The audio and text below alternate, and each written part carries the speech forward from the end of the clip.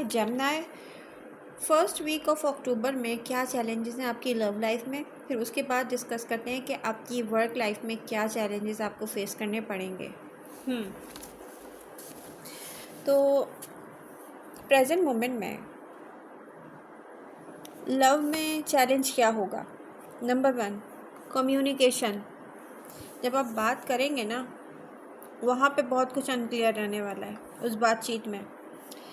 अब यहाँ पर मिसअंडरस्टैंडिंग क्यों बढ़ेंगी? इसीलिए बढ़ेंगी क्योंकि जब आप बात करेंगे, बातें आपको क्लियरली समझ नहीं आएंगी आपके पर्सन की,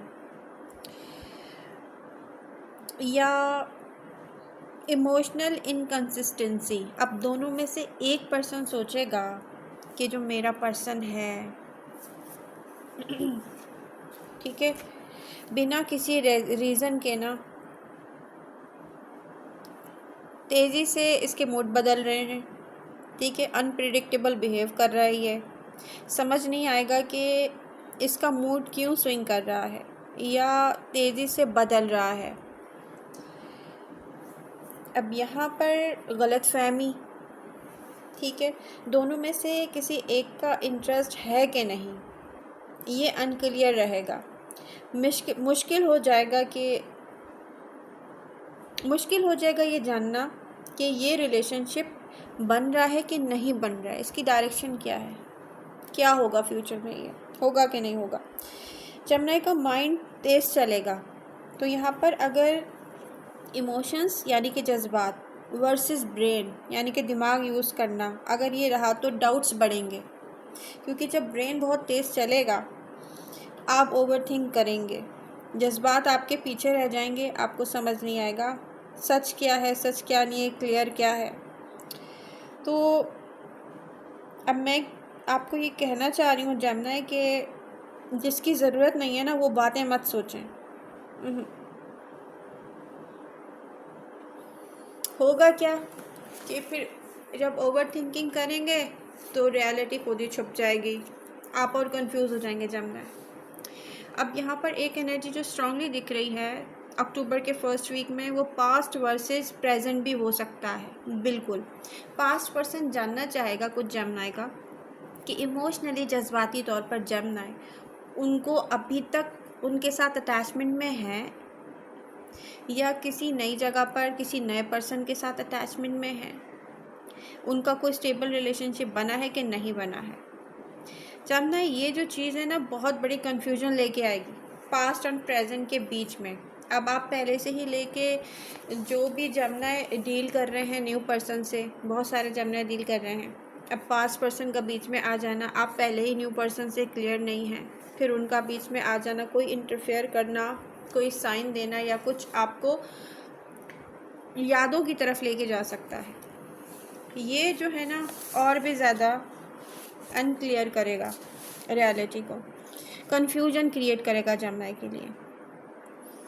एक एनर्जी मुझे ये दिख रही है कि पेशेंस टेस्ट किए जाएंगे, ये दिख रहा है हर चीज़ आपके पेशेंस टेस्ट करना चाह रही है अक्टूबर के फर्स्ट वीक में। जेमिनी जिस पर्सन में आपको इंटरेस्ट है वो आपको फील होगा कि मुझसे दूर क्यों है, तो आपको चाहिए कि अपने आप को समझाएं कि जेमिनी काम डाउन, कुछ नहीं होता, रुकें।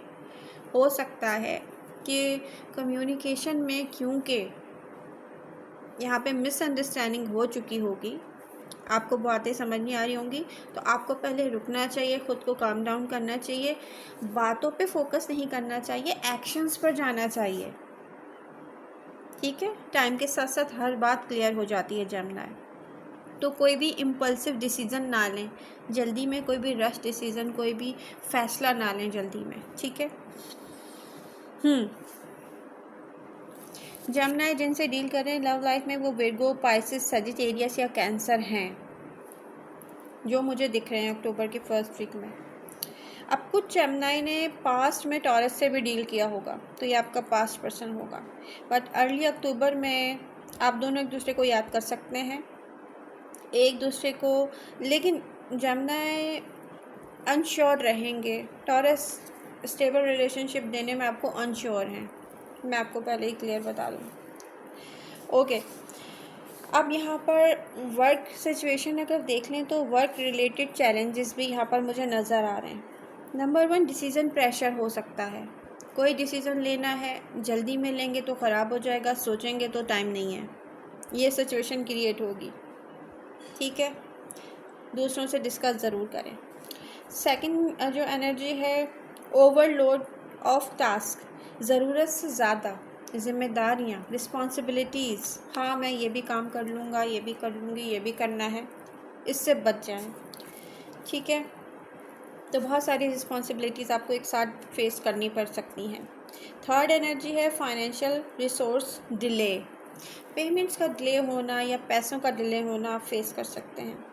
एडवाइस, जब आप बात करें ना, वर्क रिलेटेड हो या लव लाइफ रिलेटेड हो, क्लियर बात करें, राइटिंग पर फोकस करें जेमिनी,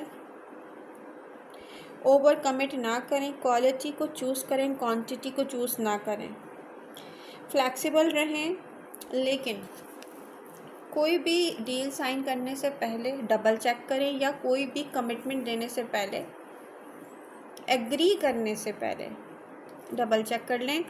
फर्स्ट वीक में ऑर्गेनाइज़ करना या रीऑर्गेनाइज़ करने पर फोकस करें, जल्दी से किसी चीज़ का स्टार्ट मत लें। तो अक्टूबर का फर्स्ट वीक ना बहुत बड़ा डिसीज़न लेकर स्टार्ट करने का नहीं है।